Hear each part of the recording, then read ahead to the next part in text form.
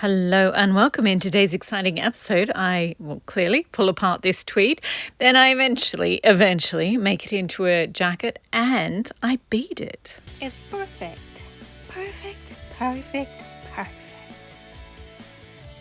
Perfect jacket. So I started making this jacket in March this year. Yes, so ridiculous. Anyway, I just wanted to pop in, let you know it's actually finished and I'm doing the beading. So yeah, now you can watch the first part and I will finish the beading. So yeah, sorry, this video footage is months and months old and I'm much better at filming now. So sorry. So these are the tweeds I'm trying to get done for Green Month, and it's getting rather late in the month. And this is the McCall's pattern, 6041. It's a discontinued one, but yeah. So I'm going to start with this fabric, which is absolutely gorgeous. It's an Italian tweed that I bought at the start of the pandemic, just before the pandemic, sometime around then. So I've had it for a while and I love it. So it's one of those fear of messing up situations. I can't decide whether the red fluoro lines will be the vertical and the cream and black lines, which are rather prominent in this one, will be the horizontal. So, well, you've already seen on the thumbnail which I go with, but I keep thinking I want the red, fluoro red lines to go up and down, because that's the way I've done it with.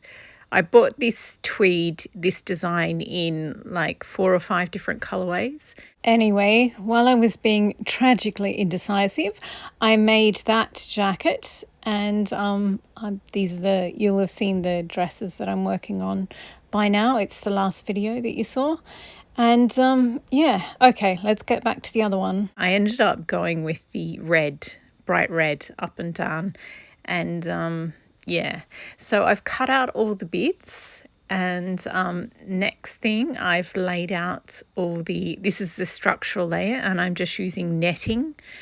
And yep, so I've laid out my structural layer. It's just the same pattern pieces cut out, and then they're interlined just to give it strength and make it hold its shape over the next few decades. So once I put the structural layer down, then I laid the tweed on top, and now it is time to pin all of them together. So before you can pin them to another bit, because they sort of collapse as soon as you start to move them. So you have to sort of pin it to the structural layer, then pin it to the next piece. So it is a long process, but you get there eventually. So I've pinned both pieces of the sleeve together. So I've got 2 sleeves and the body of the jacket. So now it is time to machine sew them. So I've machine sewn them, and the next step is to just sort of open it out and make sure everything is fine. The panels on the edge are actually the lining, which is why they don't line up with the rest. But I'm just checking the seams to make sure there's no pulls or gathers or anything like that. And the next thing to do, once they're all fine, you also just have to sew the top front and the top back together to create the shoulders. And then the next thing is to just pin back the seam allowance on each of the seams, go around the whole of the body of the jacket and the sleeves, and then hand stitch that down. This is a little bit of the fabric that I pulled apart earlier after I'd finished cutting all the pieces. Just wanted to show you how many different types of yarns and ribbons and things are in this. And there's also that teal coloured raffia. I love that gold sort of ribbon in the top there. It's just the most luxurious mix of colours and textures. It's gorgeous. I love this Italian tweed so much. So now I have to go and do all that hand stitching. First I did the sleeves, pinning the seam allowance first and then hand stitching that. Once that was done, I put pins in my sew lines so that I could sew the structural layer to the tweed so they can support each other. And now once the sleeves are done, I'm working on the body of the jacket. And it's the same again. First you do the seam allowance down so that everything is sitting flat. Then you pin the structural layer to the tweed and stitch that down so that they're supporting each other. Once that's done, I'll hem them and pin up the cuffs and stitch them down as well. Good Lord, that took forever. It always takes so much longer than you think.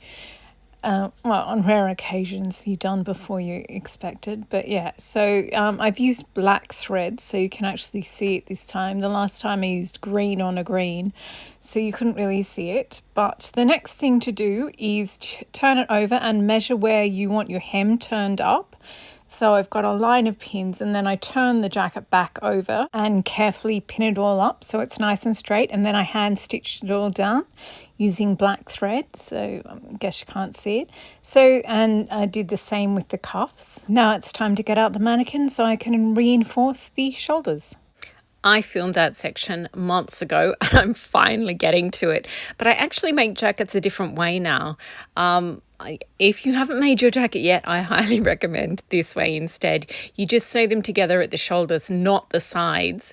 Then you put the 2 full layers of net and over the top, pin it into place, then hand stitch it at the back and the front. And then you also do a couple of stitches around the shoulders area. There's a couple of rows of hand stitching around the shoulders area.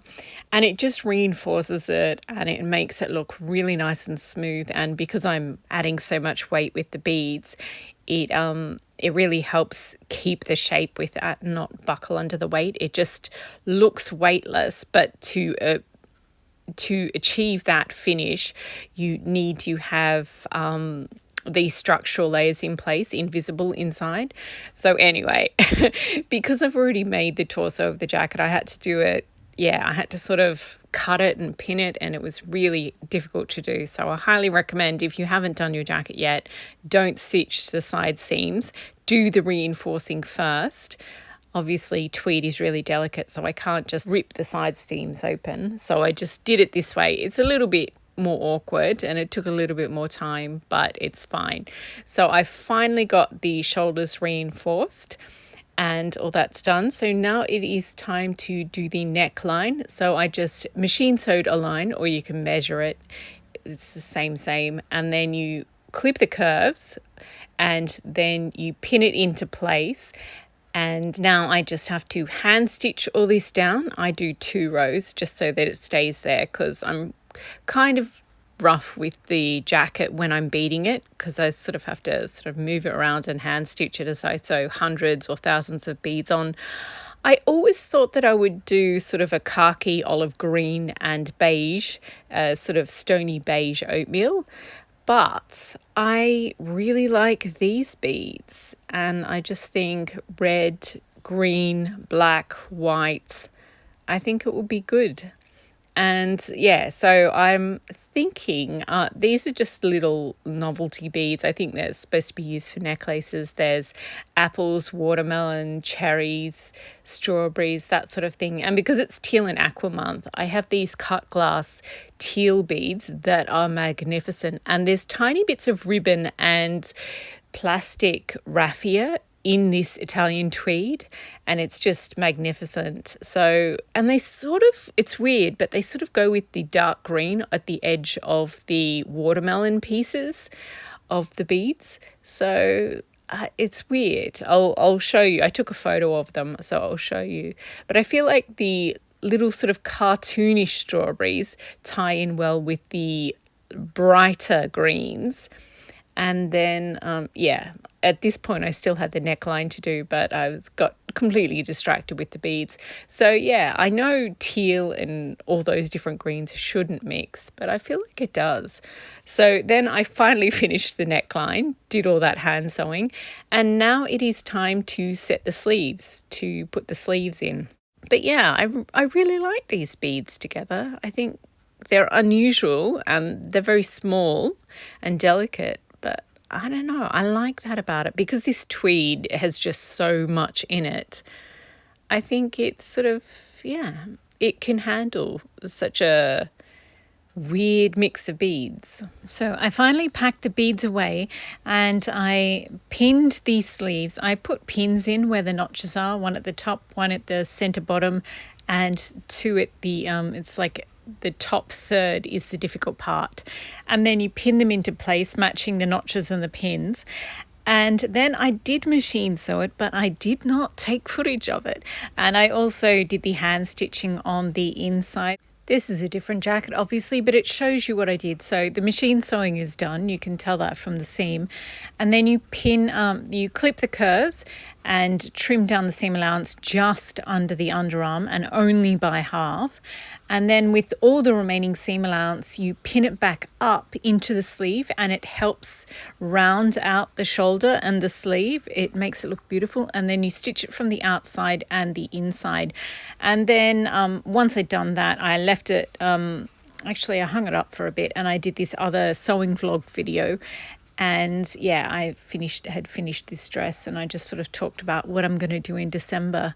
There's the jacket, the beautiful Italian tweed sitting amongst the others. You'll see this stripy one in another week or so. And that gorgeous Chanel tweed. I'm desperate to find time to bead that one. But anyway, back to this jacket. So as you can see, the sleeves are now in and I machine sewed them, then clip the curves and hand stitching. You can see all the hand stitching. It doesn't have to be neat. It has to be functional.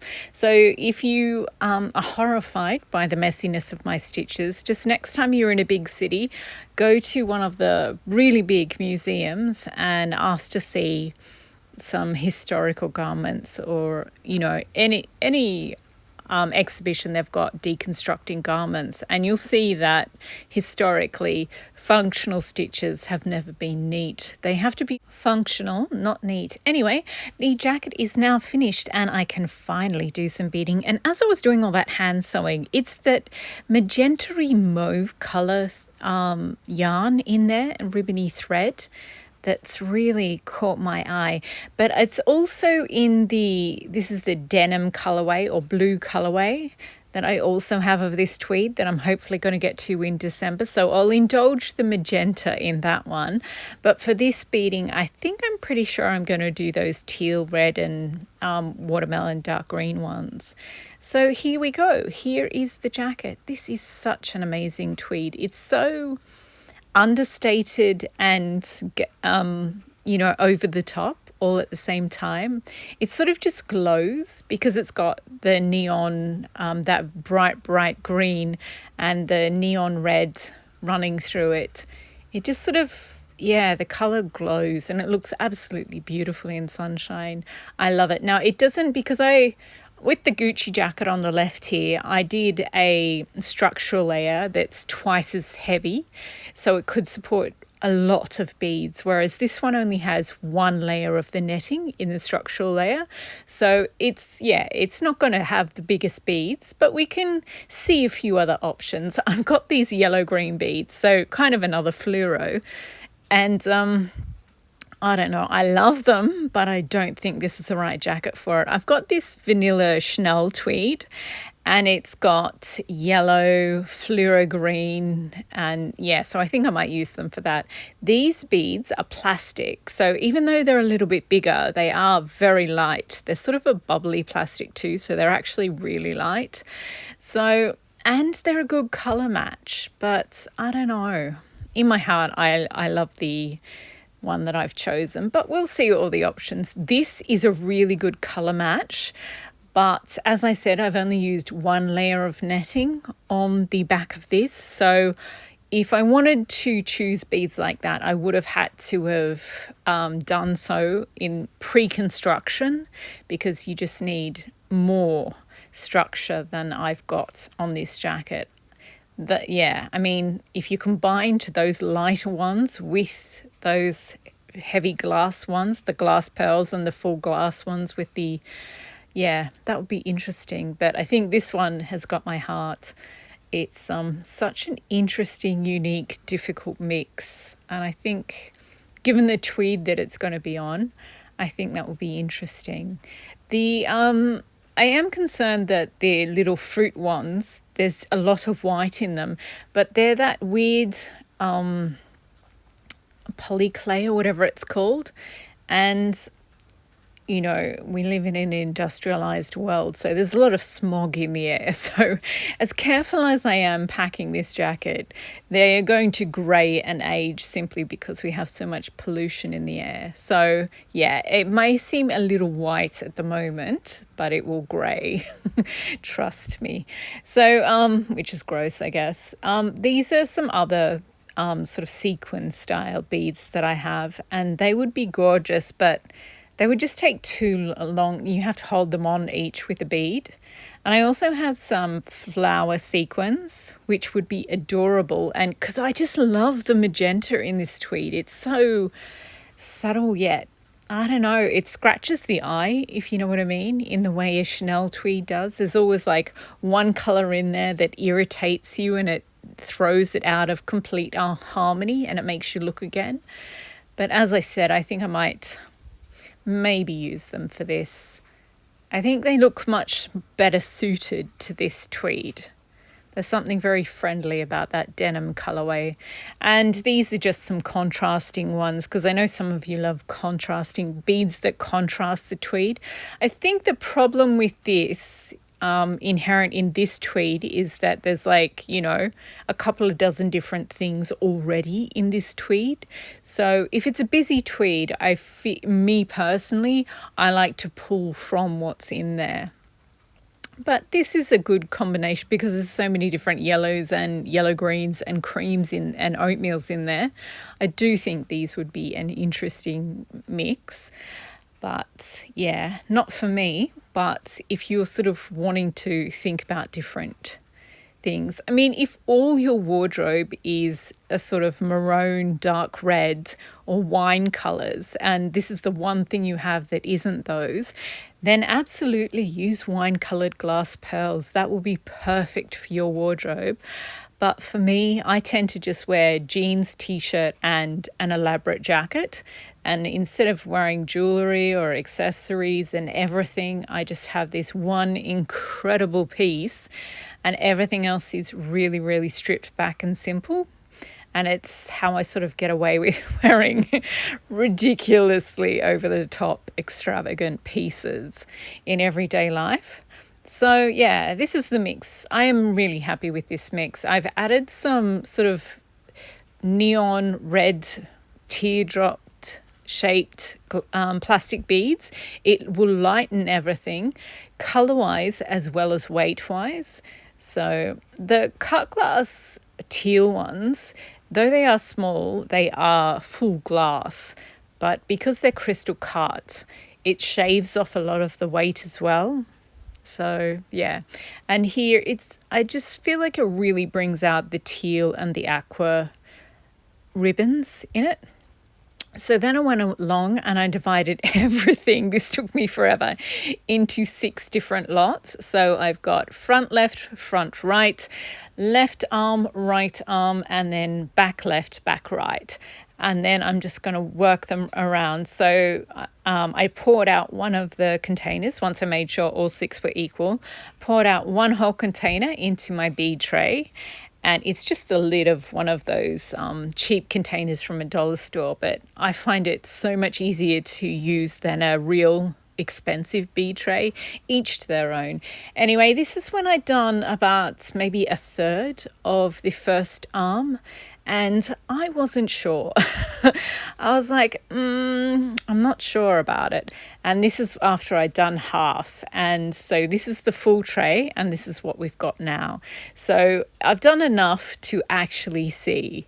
So I'm going to put it up on the mannequin or the dress form and we will have a look at it because yeah, on your bench, you can't really tell. My concern here again is that the white of the apples is actually quite white. But as I said, you know, we live in a gross, industrialized, smoggy world. So yeah, they're going to calm down and match the oatmeal of that wool in the tweed quite depressingly soon. So yeah, I really like it. You can't see what it looks like in the natural light, but I've held it up and oh my gosh, it just sings when the light goes through the red beads. Red beads are more expensive than other beads. And I think it's because they play with the sun. Well, obviously it's because some chemicals are and dyes are more expensive than others, but the light just plays through them beautifully. So now that I know that I do like this, I'm going to go ahead and do the rest of the jacket now. And I will come back and show you it once a little more of it is done. But yeah, I'm quite contented with this. It is so subtle, yet detailed. I really like it.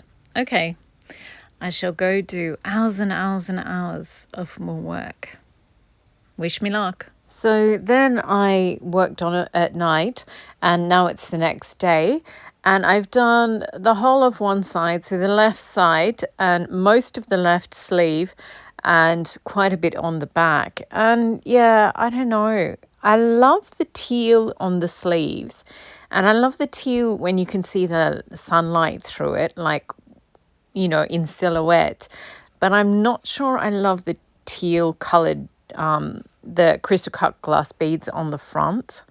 So, but it would be an awful lot of work to take out the teal and replace them with something else. Yeah, so now I'm just like, when I get sick of a jacket, or when I feel like I don't have enthusiasm for a jacket, I just work on something else, because I have so many half-done things and so many jackets tweeds that need to turn into jackets. So I just put that one aside, this one aside for a little bit, and decided that I would work on something else. I do like this jacket, but I don't know, taking out those teal beads and replacing them with just plain red ones would just take so much effort. But can I just do the rest without adding too many teal beads, and will it work? I am not certain. So yeah, I'm just going to, I don't know, I've sort of committed quite a lot of time to this jacket, but a mistake is a mistake and you have to own it. So I don't know. I'm just not sure whether it's a mistake though, because generally speaking, I love it. And at certain angles, like when the light goes through the teal ones, they look beautiful.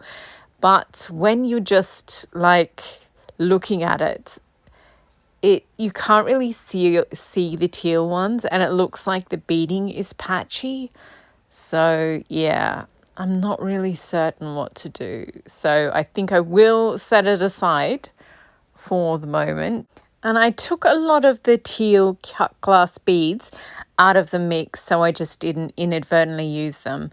And I think I'm just going to set it aside for a little bit. So I'll just show it to you in case I filmed it now. And I did end up, spoiler alert, I did end up doing a little bit more work on it. But yeah, this is what it looks like after the whole night's work. I love the neon red in the tweed and the greens that sort of glow. And I think using these red plastic beads and the red glass beads, they glow at different intensities, especially in daylight versus at nighttime. Like during the day, they sort of look similar. Then at night, you can really tell the difference between the glass and the plastic. And yeah, so I do end up doing more work on it, but I just thought this would be an interesting contrast. You can see what it looks like without beads and with beads, because I know a lot of you think beads are yuck and you just like the tweed. So yeah, I guess this is a win for you guys. So I set that jacket aside for a little bit, the green Italian tweed, and I've still got some work to do on the dragonfly jacket. Oh, I thought there was a whole section of, anyway, so I obviously did the hem. I think in the sewing vlog I detailed what I had to do. I had to do the cuffs, I had to do the hem, I had to do a little bit more beading around the cuffs and the hem and the shoulders. So all of that is done now, and it actually took a little bit more time than I thought it would. because I sort of had to scrounge around for more beads because I needed a few more larger ones than I thought I would. But all in all, I measured out the bead mix pretty well. So here it is. This is a very, very strong contender for Jacket of the Year. But I think my favourite jacket that I made last year was the Edinburgh Chanel Tweed. And this one is basically a little, yeah, it's quite similar. Well, not similar, but beautiful in the same way. Oh, and that green bow, now that I've shown it to you, I have to show you some other things. Well, I don't have to, I want to.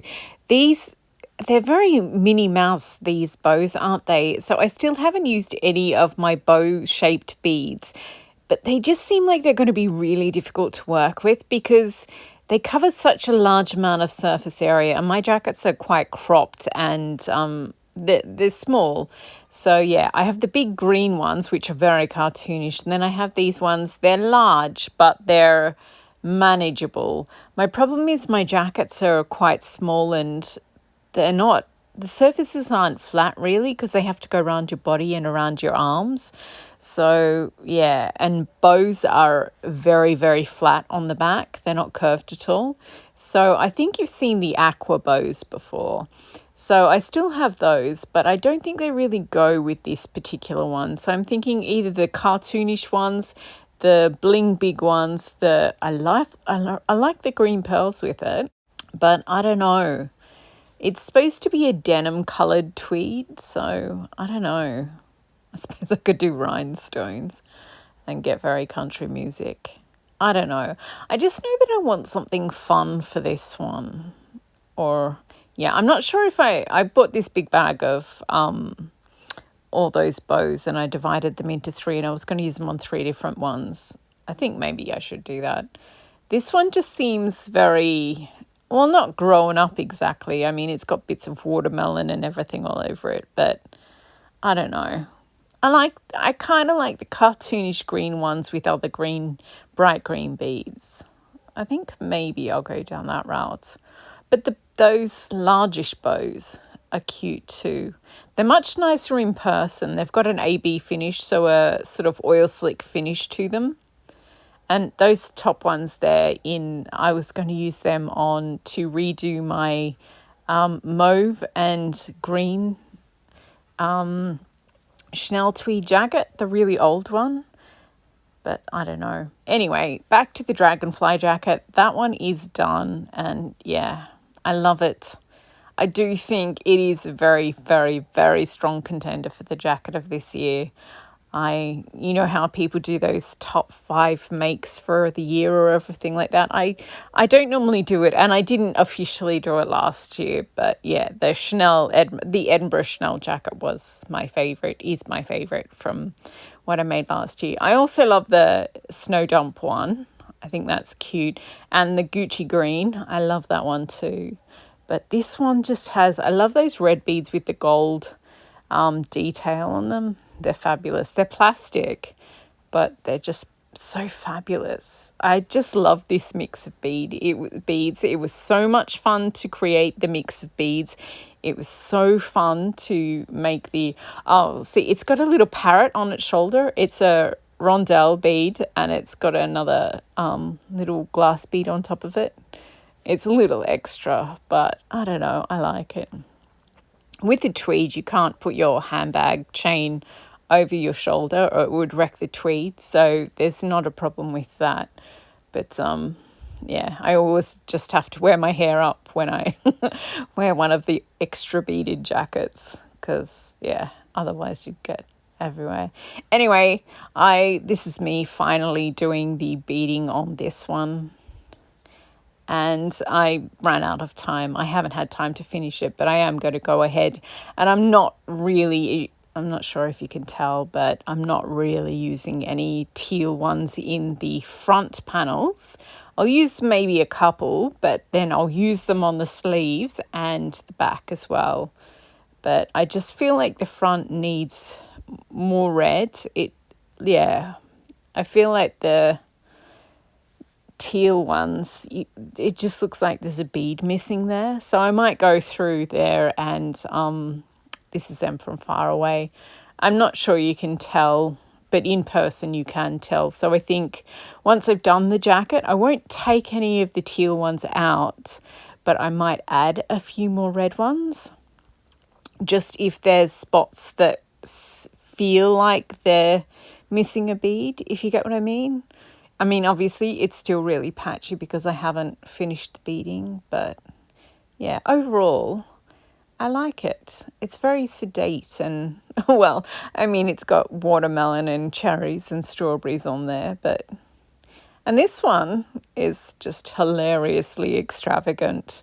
But again, from far away, I don't think you can even really tell. And that is what I love about my jackets. I mean, we've got Captain Obvious there, just off screen, the recent Gucci red and teal one.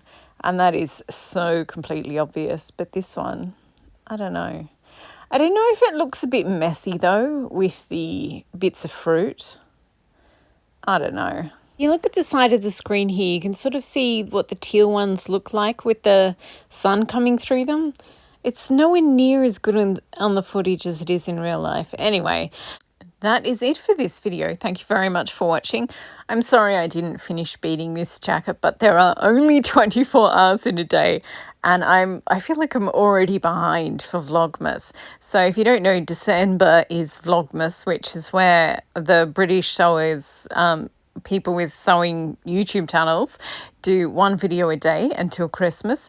So yeah, I've already filmed all the fabric hauls, so there is that, and I've done a couple of jackets, so yeah, and I just have to do the other ones in between. So yeah, and now this is me just at this point I was just searching around for a dragonfly because it's a dragonfly jacket. So there we go.